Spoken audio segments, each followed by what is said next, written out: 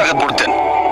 আর আপনি যদি পড়েন মুসান্নাফ ইবনে শাইবা খণ্ড নম্বর 2 পৃষ্ঠা নম্বর 165 166, বলা হয়েছে যে তাবাইনগণ যখন রমজান মাসে কিয়ামুল লাইল পড়তেন, যেটাকে বলা হয় তারাবি, তারা পড়তেন 20 রাকাত। কোন কোন জায়গায় আছে তারা পড়তেন 36 রাকাত।